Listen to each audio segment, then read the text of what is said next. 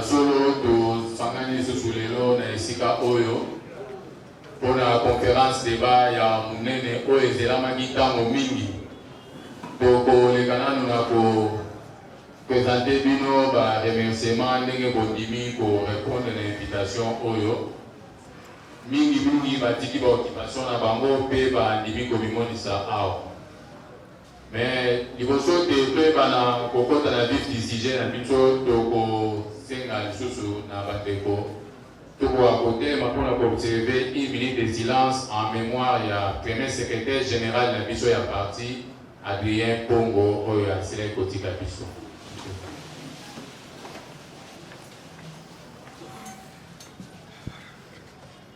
UDPS viva! Viva!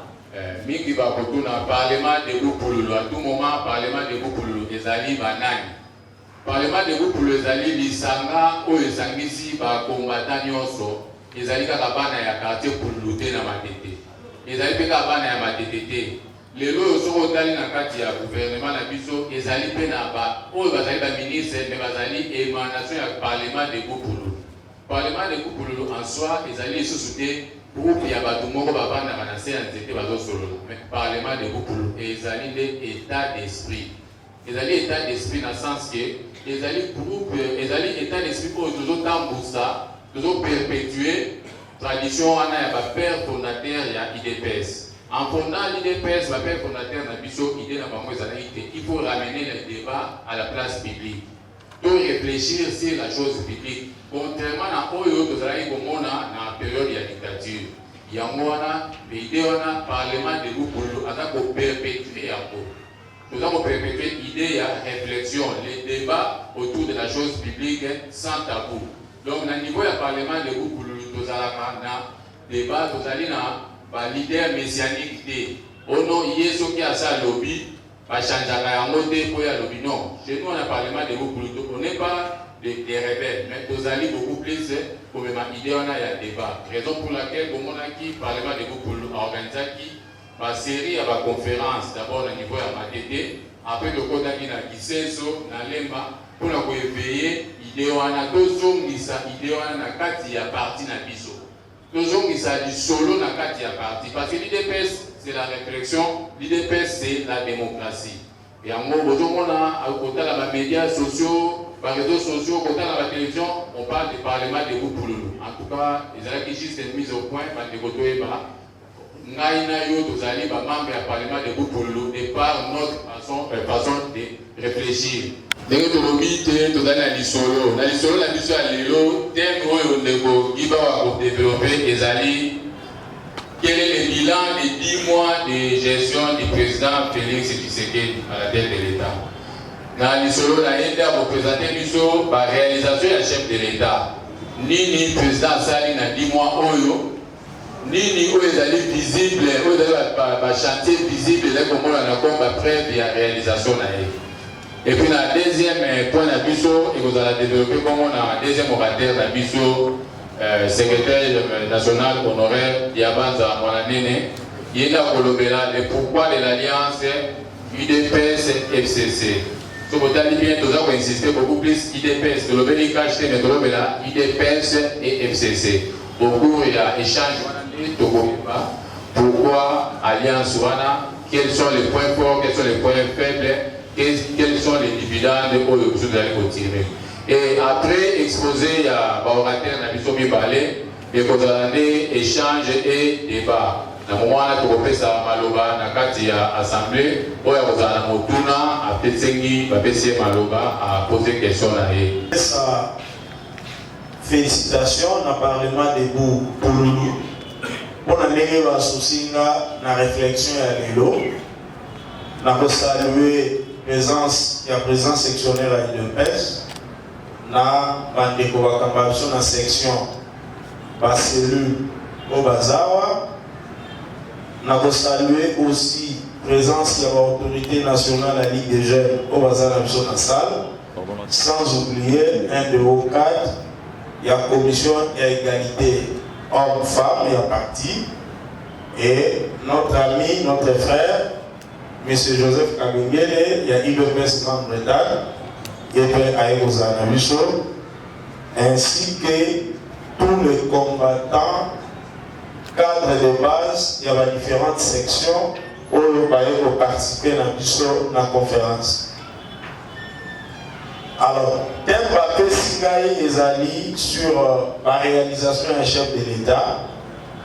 Le chef de l'État a promis que ce soit pendant la campagne ou après, que l'UDPS de temps en temps a l'exercice et l'échange dans la population pour la pour les salami dans la place de Zoké. Dans la pour la réalisation en tant que citoyens et citoyennes, nous avons épinglé juste quelques réalisations marquantes pour que Saint-Zélan échange. Alors, à titre de rappel, le président de la République, Félix Tshisekedi, a bandaki Moussala le 24 janvier 2019. Le 17, Togoti 11e mois, je crois, donc le 10e mois, donc le 11e mois, à Bali pour exercer. Alors, pour constater Nini en termes de changement, d'abord sur le plan, il y a justice, il y a eu une mesure phare, fermeture, il y a Bakacho, Nyoso, il y a Aner. Lelo, nous avons une victime.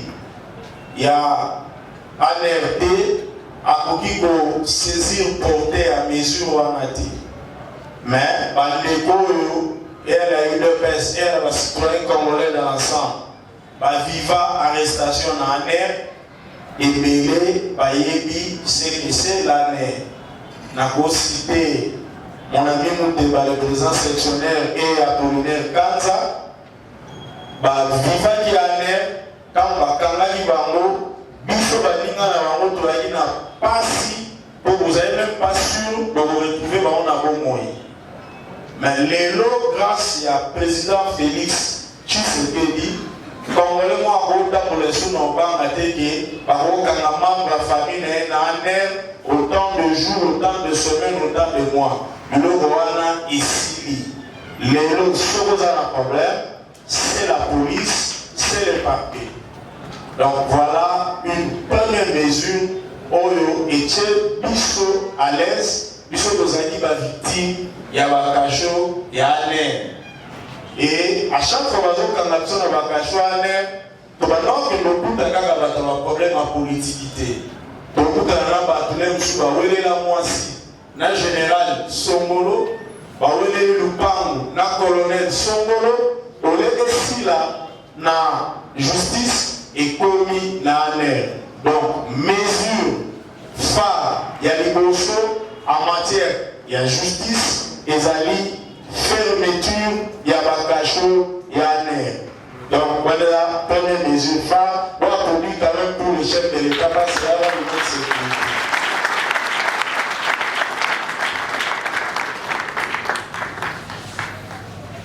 Sur le plan politique, comme progrès réalisé, la liberté des manifestations, les lois sur toute l'étendue de la République, ce qui va interdire une manifestation, c'est des manifestations et ça l'a mis conformément à la règle par rapport à la loi. Mais, par manifestation, il y a un parti politique. Il y a une opposition de la société civile et ça autorisé. Sauf sur le tout à commettre infraction. Donc la liberté de manifestation sur le plan politique reste une réalité en République démocratique du Congo. La liberté de réunion, les Kala, opposition à l'activité naïve, pas une difficulté, pas pandi, pas mot, pas petit, pas gaz lacrymogène, tout pas gagner, pas dirigeant. Ça n'existe plus. Donc, au jour d'aujourd'hui, nous avons 0 manifestant arrêté. Et ça, toujours, la 10 mois où le chef de l'État a effectué. Par rapport, il y a liberté de l'expression. Tout le monde a reconnu constaté accès y a des citoyens congolais dans les médias officiels tout RTNC. Ils ont dit médias Congo dans le régime Ankara réservé uniquement dans le pouvoir. Oh, il peut y avoir ça il y a un régime en place. Mais vous constatez avec l'arrivée, il y a M. Félix Tshisekedi au pouvoir, RTNC Lélo, ils ont dit ouverte. Na ba Congolais nyonso na ba balingana chef de l'État de activité na bango isolé. Du point de vue toujours de la liberté, donc on notait aussi pendant le 10 mois les retours il y a des exilés politiques. Avant le 24 janvier, Ndeko Moïse Katumbi Alain Akomode était un exilé politique avec un procès où il était condamné sur le pays, il fallait pas Kangaï.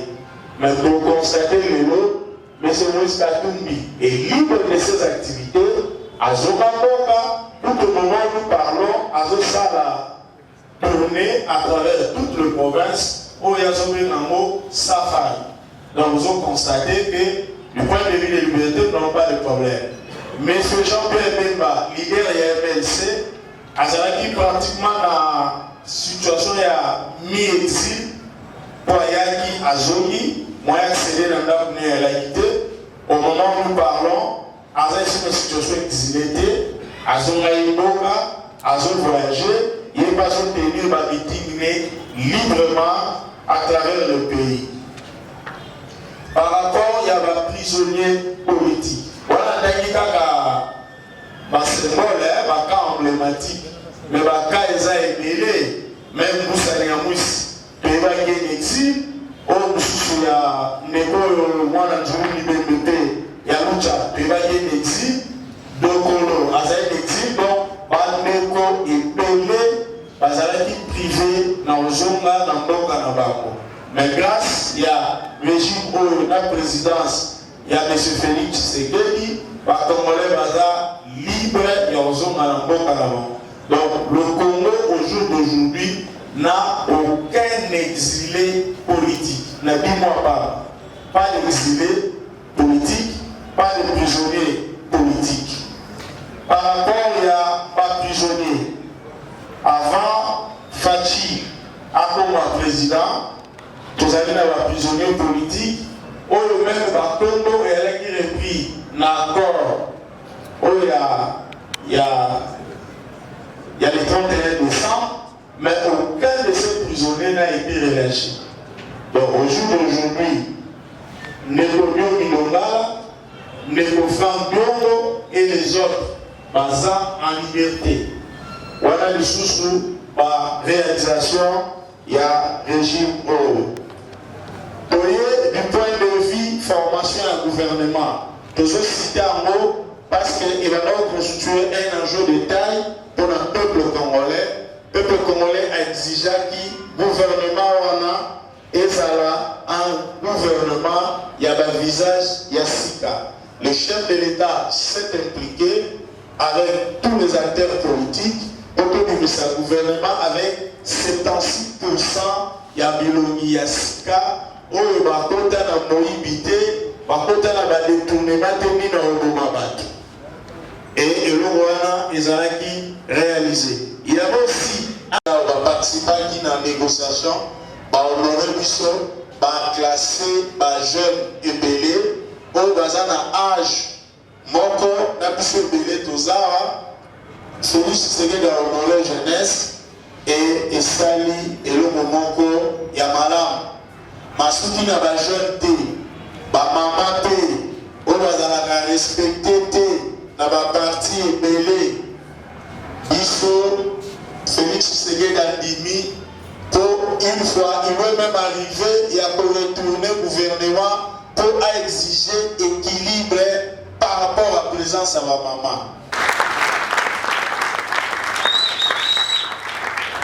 Pendant 1960, Tilero, au salaire plus de 40 gouvernements. Maman Zala ministère des Affaires étrangères à la mort.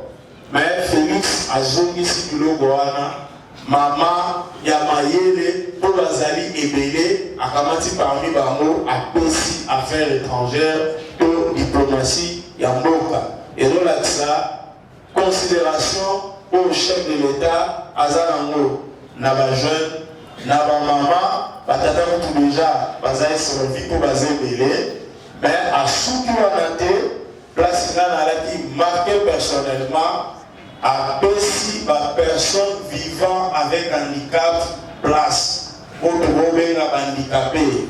Parce que selon la statistique, Mboka Nabiso, nous avons au moins 11 à 12% sur la bonne sanité, il y a un handicapé. Mais Félix Tshisekedi, en tant que chef de l'État, a vu Maman P parmi les handicapés, a Pessi place.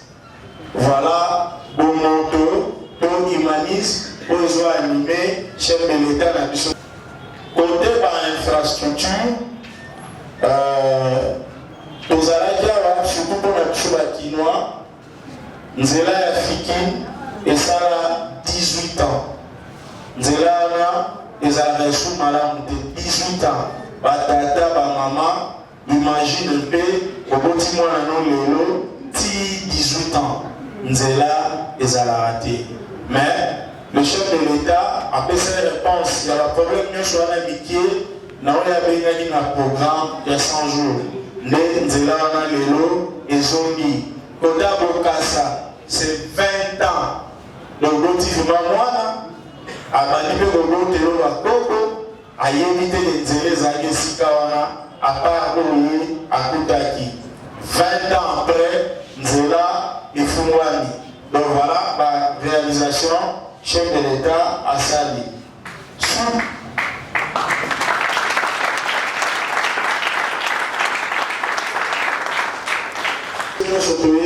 Le 20 dernières années, pas signé pour la République démocratique du Congo par rapport à l'insécurité dans l'est du pays. Koboma, violé. Chaque jour, Batubaku Fara, mais n'a pas la biso, tout ça, les saka, Bangouna, Pertité, Baba Congolais, tout ça, la Bangouna voté. Mais vous constatez, depuis chef de l'État a mis en place diplomatie active, au monde de l'Est et l'Élo, de Golanda, chef à criminel armée na biso abandi ko neutraliser bango moko et l'autre bandé de ça.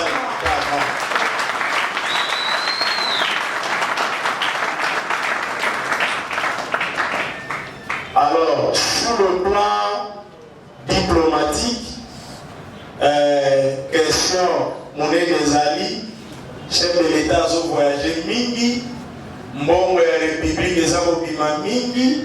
Mais nous avons bénéficié Bandego sur le plan diplomatique, tous les bénéfices et belé. D'abord, les lots, l'élément des eaux vivres,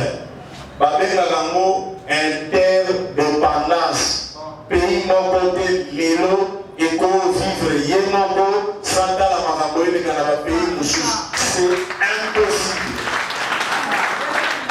Alors, Félix Tshisekedi a Koutaki Congo, n'a pas français, isolement diplomatique. Alors, voilà le moyen. Il faut toujours que la relation a bien dans le monde entier, qu'on soit là, pour nous dans la négative de résoudre le problème de la mission. Congo est mis dans l'isolement diplomatique. Comme premier bénéfice, il y a un voyage d'un chef de l'État. On a l'intoxication pour nous voyager, pour nous voyager. Voyage les alliés passent. Les alliés passent, peut-être de mauvaise foi. Il y a un problème à Paris, mais je suis obligé, en tant que chef de l'État, de circuler. Donc, les lots Congo domine l'isolement diplomatique. Les lots Congo ont traité avec respect. Surtout par l'image de la Souka, il y a un voyage allemand, en France, Nathalie, c'est avec fierté, il y a un Congolais, et la monnaie va conduire à la traité chef de l'État.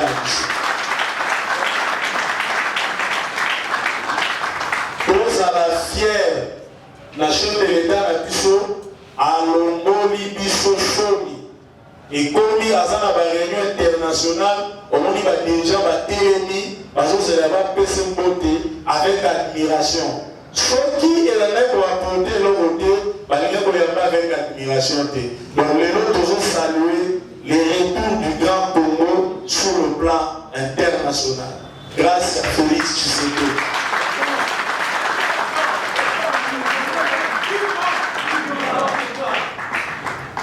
Donc, vivre les sous-sous, peut-être les choses à la difficile pour la base de sous-sous, saisir en eau. Deuxième avantage, il y a un voyage, ezali Mongo. Nabuto Kagi va nous soutenir sous terre, tous à 10 mois, impression de se durer 5 ans, il fallait que nous avons des moyens et pas y avoir nous monaki dans le voyage union ce chef de l'État Sali à permettre au pays et soit 1,5 million de dollars. Il y a une il y a accompagnement pour aider la République démocratique du Congo et de l'avant. Et na bilan moi Sali a le voyage n'a voyagé n'a dépensé même pas encore 50 millions de dollars. Mais il y a plus d'1 milliard de dollars. Donc c'est pas davantage pour nous.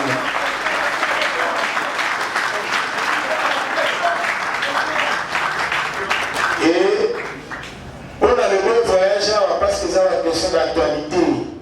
Il y a le mois de la France, je suivis personnellement, je crois que c'est le cas pour tout le monde, le président Macron a énuméré secteur par secteur où la France a joué un appui dans la République démocratique du Congo. Dans notre lobby, nous allons donner 15 millions de dollars pour l'éducation et la formation des enseignants.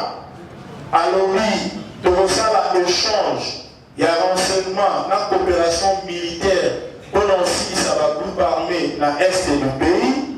À lobby, nous allons intervenir sur le plan de l'agriculture. À lobby, nous allons intervenir sur le plan de la numérisation. Yemoko azakote na mona point par point. Voilà le secteur d'accompagnement. Donc, nous avons élément militaire. Il y a un voyage chef de l'État, ça a des exercices sur la scène du voyage. Après, tête à tête, il y a un responsable du pays.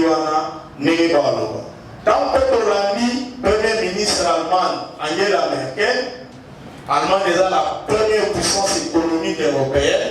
Il n'y a pas l'oubli, tout ça dans les différents secteurs pour accompagner la République démocratique du Congo. Je ne vais pas souligner, il faut que vraiment la présence militaire, mais avec passation pacifique, il y a pouvoir au Salami dans la République démocratique du Congo, l'élection à M. Félix Tshisekedi, Bissot allemand, pour appuyer, pour accompagner.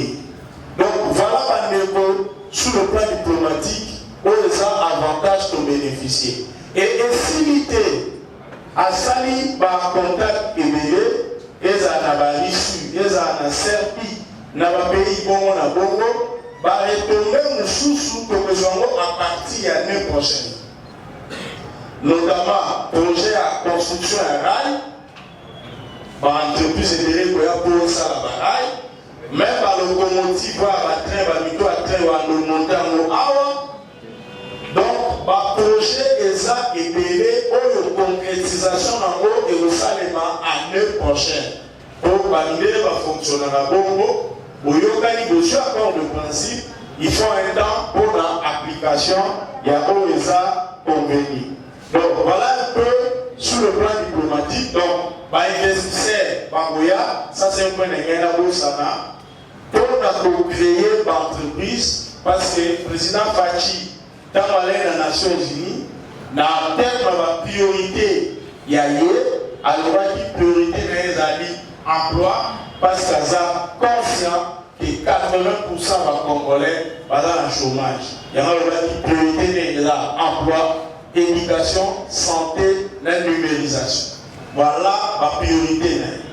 Alors, réalisation réalisation sous la monnaie et ça sur le plan éducation, on a la clé bois, pour un et camion et zali gratuité et enseignement de base.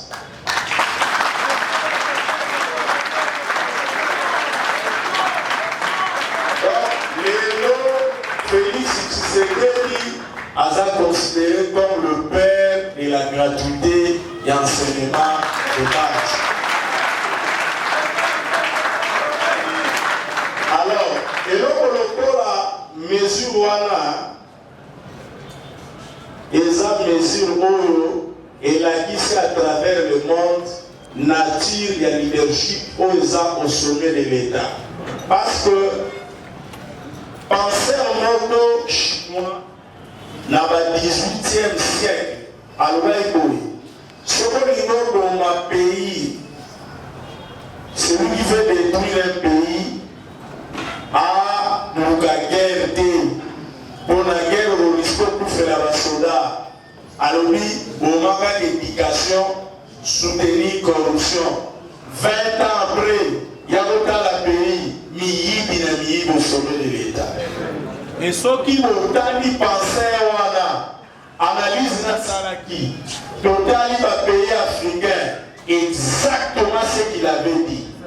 Dans l'obligation pour filles, corruption comme une religion à Bissot, dirigeant, Bakomaka, Miibi. La raison pour laquelle le chef de l'État, conscient de la réalité, moi qui vais beaucoup faire l'éducation, à l'objet de sa chance. La génération future est à la éduquée. Et mais si la gratuité, toujours c'est la statistique, pour que vous avez plus de 4 millions d'enfants en âge de scolarité, parce qu'il y a la classe D. Mais si vous déployez, la médic au fondé, le bafagement, on peut être dans le 2 500 000 ou 3 millions. Donc c'est là, premier trimestre et les capots de Yeba. Voilà le nombre de Bana, Otoboda, Tokotika na Balabala, qui l'a cité. Alors l'enseignement primaire, et ça a un objectif, mon gars va compter, aïe va compter. Mais si vous avez plus de 4 millions, il faut commander, compter, nakamona bana mzuri ya mikolo batoni na classe tuni yo sana classe on école primaire na mais on a âge primaire on doit être mbongo ya otanga te. Voilà mesure la gratuité. Alors mon toi ça que ça la mesure wana ndeko na biso Félix Tshisekedi azape na besoin ya soutien na biso to la kisaye réellement ba mesure wana ezapona bolamu na biso. Et il faut donc soutenir il y a un représentant l'Omonia, la Congolais, Nyonso Azaki na marche ou la gratuité. Pour faire ça et courage à continuer.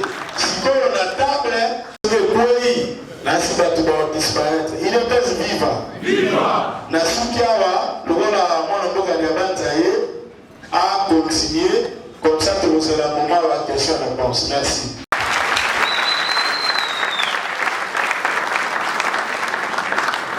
UDPS viva! Viva! Ya solo toyambi ndeko na biso ya banza mwana nene yende a représenter biso deuxième thème na biso pourquoi l'alliance UDPS FCC et pour cela toboko yamba e tobetela e maboko.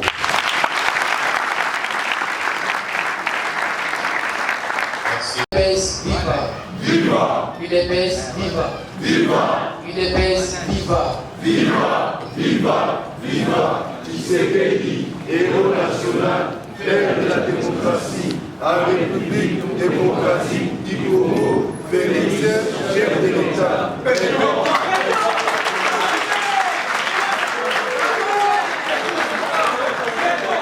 Slogan Oyo, quand on joue ça en 2011 après les élections, Tshisekedi président, comment on dit que on a dit sur la rêveur. Némi Bato Bakoka Tshisekedi président, il y avait des emplois pour quelle activité quand on a mis Tshisekedi président à Sika. Mais 8 ans après, réalité à UDPS au sommet de l'État est comme concrétisée. 8 ans après, tout le monde est tout à fait d'accord. Tshisekedi a bel et bien le père de la démocratie congolaise. Et moi, à la mission, on a comprendre que ceux qui vont tenir fort les locaux moko, suka na kozwa yango. Et UDPS na biso, et ça une preuve il y a dans le monde entier. Un parti créé en 82, et le bien comme à la pouvoir, ça a été Karassasi. Et quand nous sommes à pouvoir, on peut l'identité. Donc c'est une première. Il y a des moments, on va dire que on sous le point. On dit que tu as un exemple.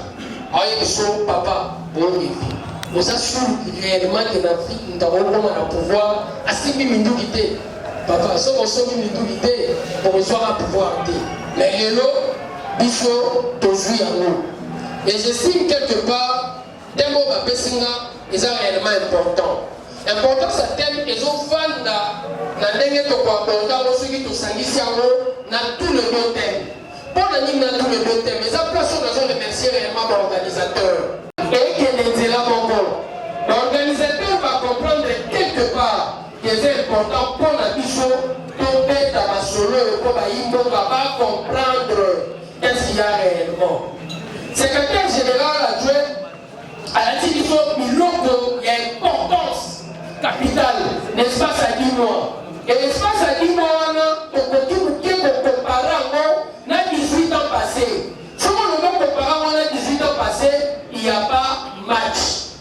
L'espace à 10 mois, et l'autre chose est à l'Isolo, il y a gratuité de l'enseignement. Et sur la Kissamini, l'Isolo, tu sais qu'il y avait dit depuis 92 la conférence nationale souveraine, changement de mentalité. Nous pouvons dire que logo, il faut au moins l'éducation de base.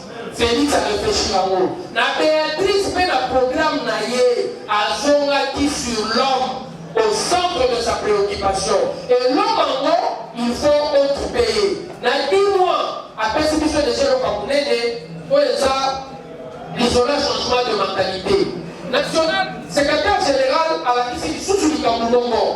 Dans le programme à 100 jours, volonté politique est caractérisée pour tout à ça au sommet de l'État. Nous allons essayer 18 ans, il y a Singapo. Volonté politique. Pour moi, on va dire que c'est là, et où tu vas mondialité, et où tu es féminité, et ça n'a fond propre. Donc, nous, vous allez dire que ça va prendre là, volonté politique. Alors, ici, les sous-selons, il y a une importance capitale, liberté. Attends, quand tu sais, on a soit il y a sa liberté, à une initiative, tu es voté les Bissamboka. Mais, dans le cas où la liberté, Bakacho Ané, Akani, dans le cas où la liberté d'exiler politique, les gens sont à la safari, dans le cas où il y a liberté, nous pouvons faire la gloire au meeting, nous sommes au Salawa. Nous pouvons surtout dans le Congo, quand il y a une PST, avant ça, la meeting politique, nous avons tout dit, et pour les taper dans la RTNC, nous avons un propos de foi qui vise les injures contre le chef de l'État, mais maintenant, on n'a pas retenu ça va voter. Liberté, on a dit sous 10 mois à Bamba, Tomoni et Lokoana. Comme on a dit, la zone de Lokoana, la zone de Lokoana a exposé à secrétaire général pour et l'on peut permettre de Lokoana et sa alternance pacifique. Alternance pacifique qui a pouvoir, nous devons avoir le pouvoir de l'eau à sa soldaté. Même pas un jour il y a vie à côté armée. Seul les lois me permettent d'ailleurs comme on a pouvoir et ça une épaisse. Donc les livres on va désormais la Congo, soit on s'allie parti là au côté pour réveiller au président, soit on a déterminé les UDPS à ça déterminé depuis 82. Dans le contexte il y a terme dans l'AI, ce qui n'a pas dit. Secrétaire général à la Kisi, les amis locaux, Oyo, Congolais, Nyonso, quel que soit ton bord politique, il faut aussi quoi. Il faut aussi ma leadership Yassika. Pour l'élément mounene, Oyo, secrétaire général à la Kisi, et sa sécurité. Donc on y vient, est-ce que de guerre, plus de 20 ans de guerre. Donc, on s'en va et guerre, côté la parole, comment le quoi normal, dès que ça vient en Angola. Mais alternance pacifique, il y a permettre déjà que guerre Rwanda, et si là, l'espace, il y a 10 mois. Et l'espace à 10 mois, ceux qui Congolais comprendre était de perdre le locaux. Vous voyez, par la question, à ciment, ma casse. Pour une nation qui est sous du locaux, alternance pacifique n'a pas et Salama n'a 60. Kassavou va comment la pouvoir grâce aux élections. Dans le moment de la colonisation belge, donc il y a l'élection, on a une majorité parlementaire et ça a dit Lumumba. Tant que Lumumba a une majorité parlementaire, l'élection il fallait ça à un second degré. Les deux chambres réunies. Dans les deux chambres réunies, le candidat voté et ça a dit Kassavou. Mouta Kassavou a du pouvoir. Contrainte constitutionnelle et consacrée logique, il y a bicéphalisme au sommet de l'État. Motomo a la majorité parlementaire au parti Naïza MNC Lumumba. Motomo a le président au parti Naïza Bako, mais la Sali Alliance. Comment voter à Bako? Car ça vous n'avez pas suffisamment de députés au Bako comme président. Il fallait nécessairement alliance. Mais alliance wana et qu'on est traduit Milinga. Milinga wana la kitase ezalaki makasi. Une fois, nous avons fêté réellement l'anniversaire, il y a premier ministre Lumumba, donc il était au Solana Mahakoli, moi c'est Lumumba. Alors il a dit ça, si le mot votant a des arrasolotés, moi non les amis de ma boîte des amis à Roland. Oh ya moi si. Na oyo ya Robali François bazali déjà pas présent na scène. Bakende Égypte pour nini? Soki bazokende classe ba militaire bako bazalaki ko menacer voiture et jour mosusu babetaka chauffeur bakati na chemise. Na koba bakende babeti chauffeur bakoma na bana na sengaki Lumumba doti na bana place ba ozalana sécurité. Ba militaire babetaki. Et pour ça, il y a deux parties au sommet de l'État et créé la première crise il y a septembre 60. Et la crise en septembre 60 malgré l'alternance pacifique et permettre un premier coup d'État, il y a Mobutu en septembre 60. Le premier coup d'État, il y a Mobutu. On a remarqué quelque part que pour ça, la leader au sommet de l'État et permettre de Mobutu à Sala coup d'État. Rwanda, troisième larron Abimi, a réhabilité Kassavou pour que si Lumumba et même tout le Lumumba la loi. Pour la Koloka Nawana. Et pour ça, la Koloka permet qu'alternance pacifique est à la consolidée pour la démocratie et comme réellement vie à la Congolais. Tant que Mobutu a sali le premier coup d'État, et ça déjà l'homme continue de m'y par les armées, nous pouvons résoudre le problème à caractère politique, pendant que l'armée, quand il résout un problème à caractère politique, c'est par la force qu'il s'impose et ça des solutions malamu apportées. Tant que l'État union sur la péripétie de Vivaki, Tchombe Azaki sécessionniste en 60, 64, après plusieurs négociations, Toye, pour ça la issue sous l'élection. Tant que ça dit l'élection en 64, Moto a une majorité parlementaire, et ça pour la carte, il y a Tchombe. Tant qu'il y a une majorité parlementaire, du coup, primature, ils ont revenu naïe. Élection, il fallait ça en 65. N'est-ce pas les deux chambres réunies, il sa président.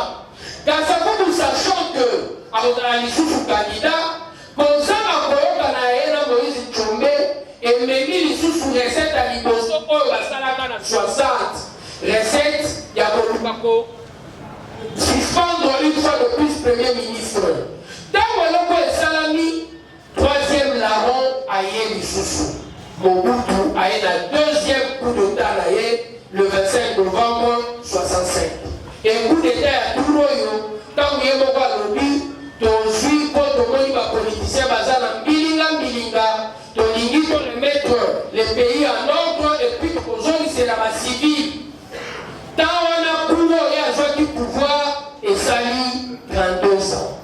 et dans 2 ans, a régné en maître. Au moment de quelque part, et l'on peut ça qui est prétexte pour le Boulouanéa, et ça pour ça, il y a un leader au sommet de l'État. Pour ça, il y a un parti, la contrainte constitutionnelle, et ça dit qu'il faut gérer à 2, bicéphalisme.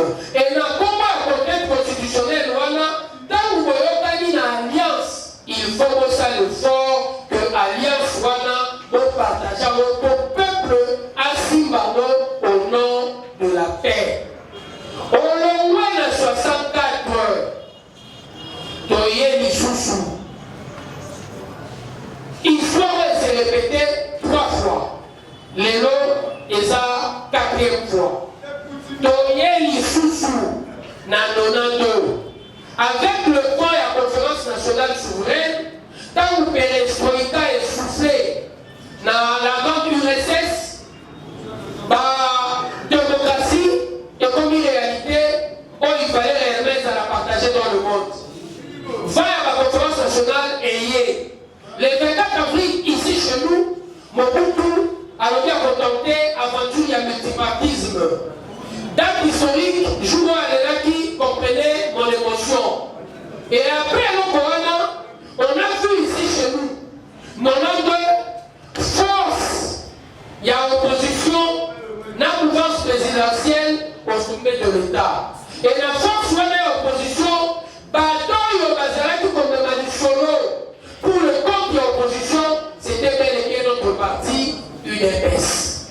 UDPS au sommet de l'État. Bateau Bazaraki de la mouvance présidentielle, et Zalaki impère. Kozanga Koyoka na ya balidel wana lisusu au sommet de l'État et de l'Ébisso pour l'État na 97. After les et du pouvoir na kati ya mboka oyo. Et quand nous avons fait les du pouvoir na kati ya mboka oyo, et ça dit quelque part que mboka ezongi à 0. Processus de côté qui déjà la démocratisation dans la transition est commis coupé pour un coup de force au sous au sommet de l'État. Dans le contexte de Zali Geno, dans 10 mois, au Balakisi Pichot et pas le secrétaire général adjoint, il faut donc comprendre que Pichot va Congolais, dans un intérêt, il y a Simba en premier. Alternance pacifique, on a pu se connaître depuis 65, au coup d'État, comme des aïeux pour le Mamoutou, au sommet de l'État. Il y a longtemps où nous avons à côté, on a dit que vous avez connu Psaraï, aux jours rêvés, beaucoup comme jamais le pouvoir, sans armes, et Zaraki pour, à mon avis, que quelque part, la carte à mort à la mission depuis 65, nous doit Zaraki pour comme le pouvoir, et Zaraki pour à Simbi, et pour une première, les Messalami encore à la mission depuis 65, nous avons mis le pouvoir grâce aux élections. Et ça est important, Congolais Basimba, alternance wana. Ce qui te fait une mission de toi, Nayeli, passion de mani à 18 ans. Passion de mani à 18 ans, et ça, c'est ce qu'on va rappeler. Ton mani n'a pas besoin de tirer pour tout la balabala ou pourtant. Ton moni n'a pas besoin de la matunanda pour que tu portes bakani bino bakena bino. Ton moni n'a l'État a zoko salisora kamana sans pouvoir kama innocent a que le ça va la cacho à année. Ton moni n'a la kata bongo. Mutu lobby a sali dans ton côté a comme ministre n'est-ce pas il y a 6 mois a comme millionnaire. Millionnaire n'a qu'est-ce qu'il y a l'État. Régime et ça réellement régime, oh, bisogno surtout, to sanzaki déjà. Et na kosanzo to sanzaki ako, tozo lingata koyoka te to mona batwana, tozo gérer na bango. Mais la plus la mer, oh, faut tomber là, et outil na accord ya Saint-Sylvestre. Na accord à Saint-Sylvestre déjà, le président Tshisekedi, Pondo Tshisekedi, a dit déjà que nous étions dans l'obligation à négocier pour tout le caractérisage à douceur. Congolais. Et dans le atterrissage, je suis à tout ça, donc on joue encore à Saint-Sylvestre, et le mec qui nous sur la logique, Kabila Motika, la présidente pendant 2 ans, pour organiser l'élection, et le président Tshisekedi Yemongo a besoin, c'est ça. Donc, animant qui déjà collaboration au nom de l'intérêt de la République. Et intérêt à la République, premier, intérêt de la mission du Bosso, et ça Kimia. Ce qui Kimia, ça n'a pas côté, donc ça la réunion côté. Ce qui Kimia, ça n'a pas côté, donc ça la connaître, c'est la vie sautée. Ce qui Kimia, ça n'a pas côté. Bana, bakokende cité. Il faut en premier lieu de la Kimia. Et la logique à Kimia, il faut bisogno surtout ça le fort, il y a pour consolider qui alternance pacifique. Démocratie et comme le la biso et la carte à Boko, plus jamais vous comme au sommet de l'État pour Sibaki Manoki. Sauf que l'union comme un président, ça la partie. Sauf que ça la partie, lobby au coquille pour gérer Mboka Oyo.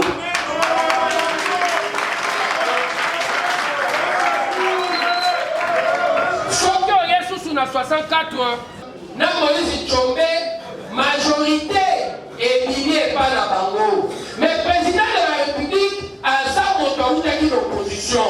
Sauf qu'il doit faire la logique qui a organisé ça. Photo que de la cohabitation, je vous assure, la cohabitation sera plus douloureuse que la coalition. Mboka lokola la France, il y a vieille démocratie. À chaque fois qu'on est dans la cohabitation, tout le monde a la crise ou caractérise la gestion au sommet de l'État. Chirac, Mitterrand, 88. Tout le monde dit que tout le monde a la négociation à Champs-Élysées.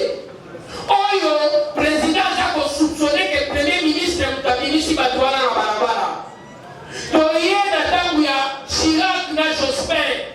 Tout le monde dit que bazo condamnant. Oh, baza Koué a réellement la diplomatie française entre Bangomi Balé. Et je crois quelque part, la cohabitation est l'autre que vous souhaitez dans le contexte qui a Mboka na biso à démocratie fragile. Mboka na biso est encore la vieille démocratie française. Oyo, bicéphalisme au sommet de l'État malgré la crise, elle s'est faite dans le cadre institutionnel. Bisoawa, nous devons consolider force et l'institution T. C'est la raison pour laquelle l'UDPS avait cru à la coalition pour coalition pour permettre Biso réellement Nathan Oyo de réaliser Bati Oyo de Sali. Ataba de la messe au Bassawana, mais indication de base et Salami. Ataba Saliwana, l'isolo et liberté et Salami. Ataba Saliwana, volonté politique et monani n'a qu'à programme il y a 100 jours. Et il y a une épaisse association que Bissonioso to Simba à qui alternance pacifique pour Congo et qu'elle n'a pas continué à même lancer.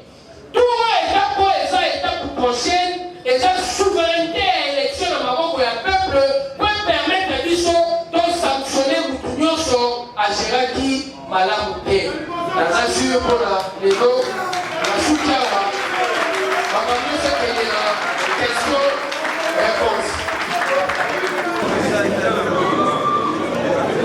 Merci beaucoup pour la manoba.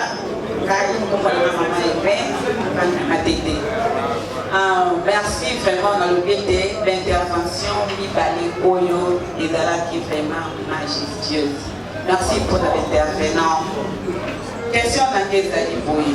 D'abord, j'ai aimé cette phrase que la gratuité de l'enseignement est prouvée maturité au sommet de l'État. Avec cette gratuité de l'enseignement, tout le monde a même hémorragie, il y a un phénomène phaseur. Dans ce cas, on a puisque c'est déjà de 30 personnes. Phénomène phaseur. Bano amitié de 6 ans, 10 vers 9 ans, 10 ans, alors, gratuité et pour permettre des phénomènes équitables. Question d'Aliboye, c'est un élément que l'IAP a vu en gros peut-être en passant. Dans le 24 novembre, le 24 avril janvier 1990. Mobutu, Mobutu a fait un coup d'État contre lui-même. Je suis président du MPR Parti État.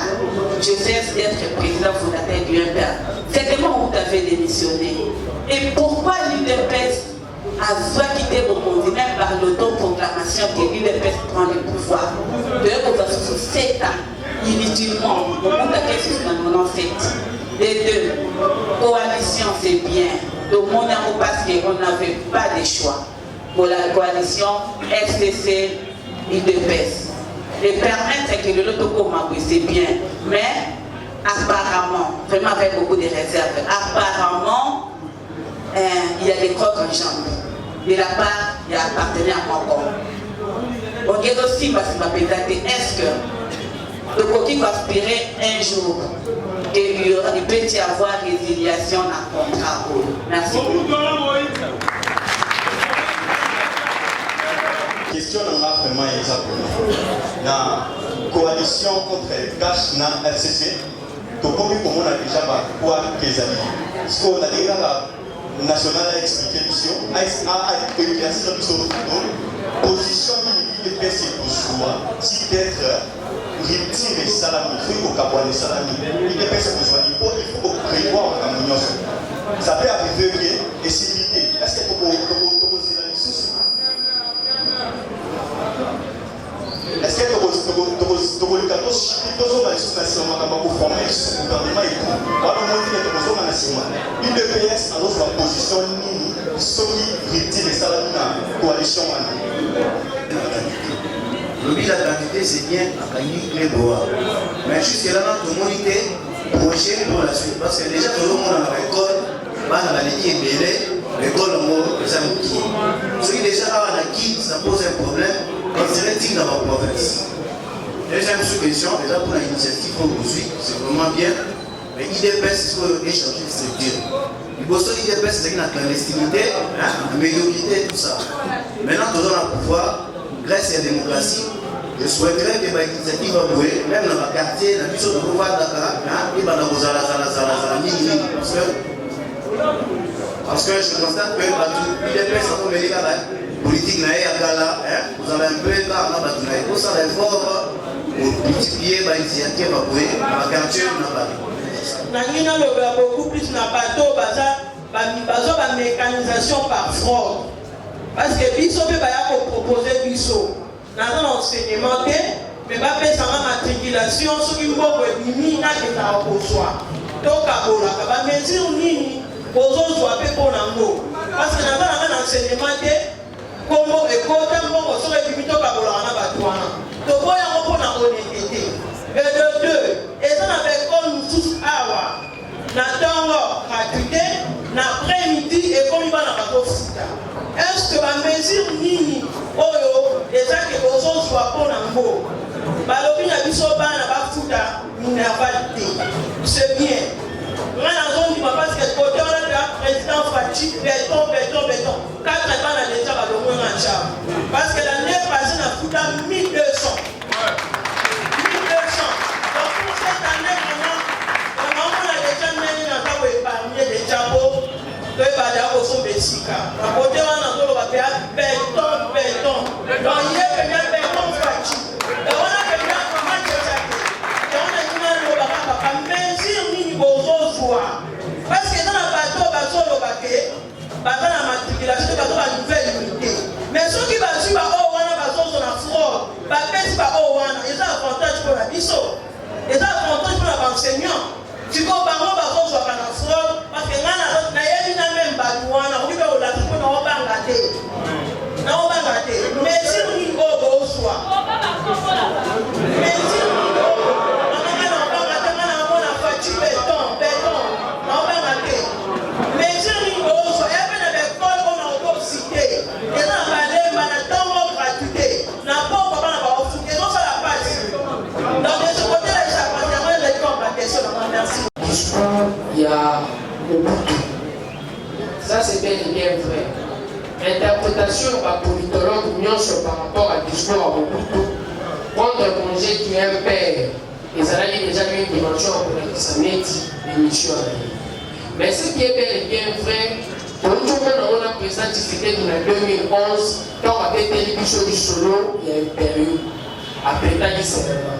Malgré que le serment, on a exercé les fonctions, il y a l'attribution à la présidente de la République, et comment dire que c'est gagné un période et l'anda. Donc la force qui doit réellement accompagner le président de la République pour la initiative continuer la RDC au Biban. Malgré les discours de Mobutu, ils ont fait cette dimension contradictoire par rapport à la Constitution, mais l'impérium et Zalaki Kaka n'a pas dire que prendre le pouvoir, je crois, n'est pas le mot le dit maman aimé, Tolinga Kito s'autoproclamer, mais Tolinga Kito exercer des présidences de la République. Et cause à la difficile pour la mission pour exercer. Ce qui est la deuxième question, pour les appelants, il y a mon aîné, l'Isolo et Sali coalition. Ça c'est vrai. Les bâtons dans le roue des autres. Et c'est que nous devons comprendre quelque part. Même si on a eu des baisses, nous avons pas de problème. Pas de problème, mais il y a une aînée. N'a pas de parti. Nous avons parti comment? Nous partageons la même valeur. Nous croire réellement dans l'objectif, mon but, mon idéal, mon. Mais il s'est fait que Bissonio sur la carte de fois de Potanaka. Et aussi pour nos ambitions, dans la poste de mon son, tout ça, mais Bitoubane est la carte partie et Kaboula a bissoté. Et ça, là, que ton Potani n'a pas comprendre ce qui est important, c'est de préserver l'unité de la maison. Pour ceux qui t'ont pas dit une épaisse, nous sommes tous à la faire. De la même manière, en parlant réellement de la coalition aujourd'hui, qu'est-ce que l'Iboso faut Congolais Bitounaka? Quelle est la dividende? Soit que le dividende des alliés, il faut le patamo. Soit que les alliés, il faut le préserver. Et quel que soit le soubresaut, pour condamnateur autre, il faut nécessairement dans ça l'approche devant l'histoire que dans ça différent dans la génération en 1960.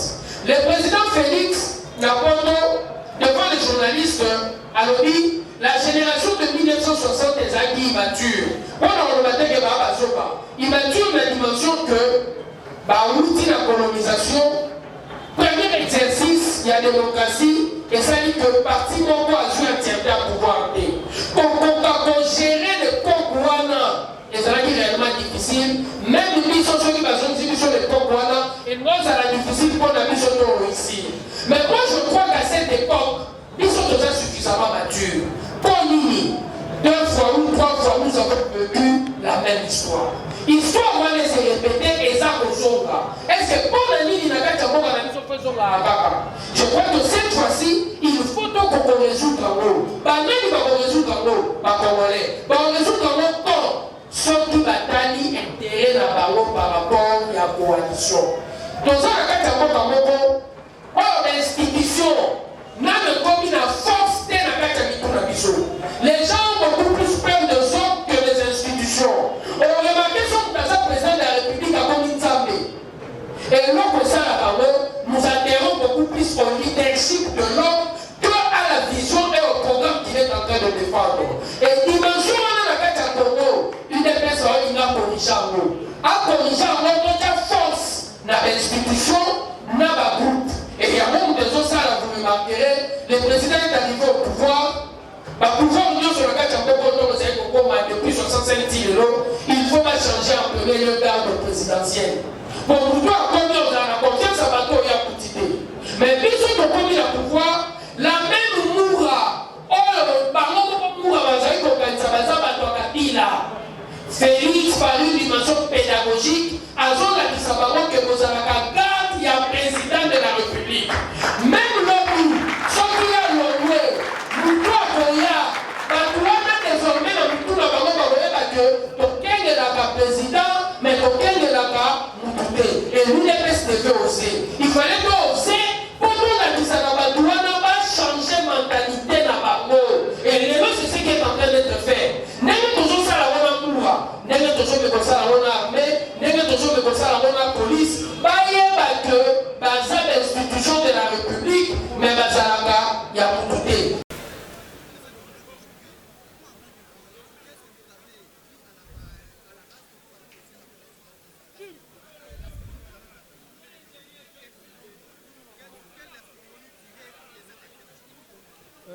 premier, nous félicitons les organisateurs parce que les organisateurs ont compris qu'il fallait communiquer avec le Congolais. Comme il est difficile jusque-là par rapport aux organisateurs d'organiser quelque chose dans le stade, on a tenté de le faire ici à Matete avec le Parlement de Bupouloulou. Ce que nous étions en train de poursuivre en premier, c'est communiquer sur l'importance de la coalition FCC Cash. Et au nom de la paix, nous avons tenté réellement d'expliquer tant bien soit peu que nous en avons besoin.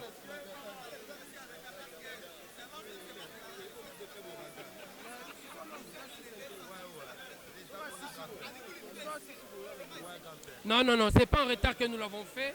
Ça fait pratiquement aujourd'hui 6 mois que nous sommes en train de circuler. Et aujourd'hui, nous avons choisi cette salle pour faire encore cette activité et nous allons continuer.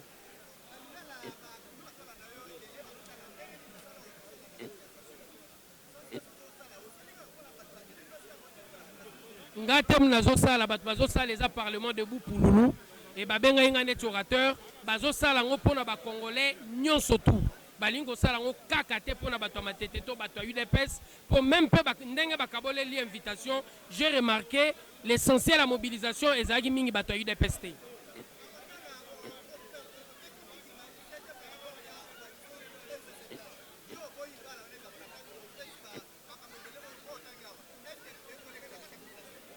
Population, et le plus important, il faut population qui sache intérêt naé. Qui sait ce qui est important. To vendre dans la logique à vengeance, to la crocheter dans l'histoire. Total ce qui va nous permettre réellement d'aller de l'avant. Et le retozo lingato la qui sa la population en premier lieu intérêt de la paix. Pour ceux qui pèsent ali, to yebi que ba manifestation boye salama moko na biso ça la faire naé et na kombo ya paix wana, c'est sûr que Congo est kende de l'avant. Merci, c'est moi qui vous remercie. Bon, rater un peu l'organisation.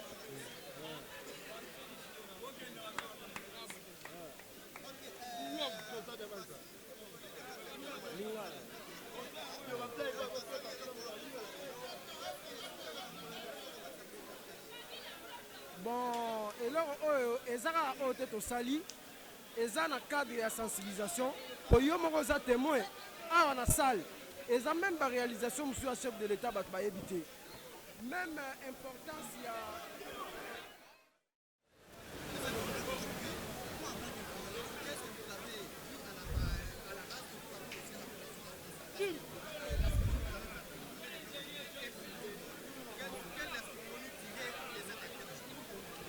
En premier, nous félicitons les organisateurs parce que les organisateurs ont compris qu'il fallait communiquer avec le Congolais. Comme il est difficile jusque-là par rapport aux organisateurs d'organiser quelque chose dans le stade, on a tenté de le faire ici à Matete avec le Parlement de Bupouloulou. Ce que nous étions en train de poursuivre en premier, c'est communiquer sur l'importance de la coalition FCC Cash. Et au nom de la paix, nous avons tenté réellement d'expliquer tant bien soit peu que nous en avons besoin.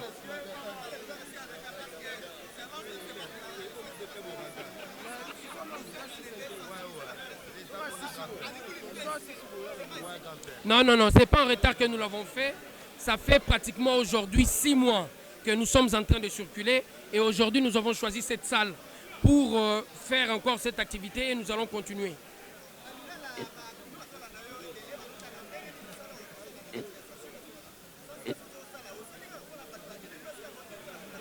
Ngatem nazo sala bat bazo sala les parlements de Bupouloulou et babenga inga net orateur bazo sala ngo pona ba congolais nyonso tout.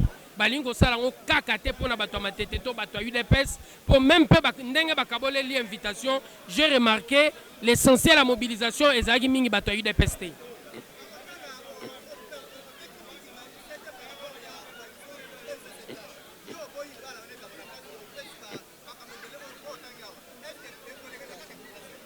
Population, et le plus important, il faut population qui sache intérêt naé. Qui sait ce qui est important. To vendre dans la logique à vengeance, to la crocheter dans l'histoire. Total ce qui va nous permettre réellement d'aller de l'avant. Et le retozo lingato la qui sa la population en premier lieu intérêt de la paix. Pour ceux qui pèsent ali, to yebi que ba manifestation boye salama moko na biso ça la faire naé et na kombo ya paix wana, c'est sûr que Congo est kende de l'avant. Merci, c'est moi qui vous remercie. Bon, raté un peu, organisateur.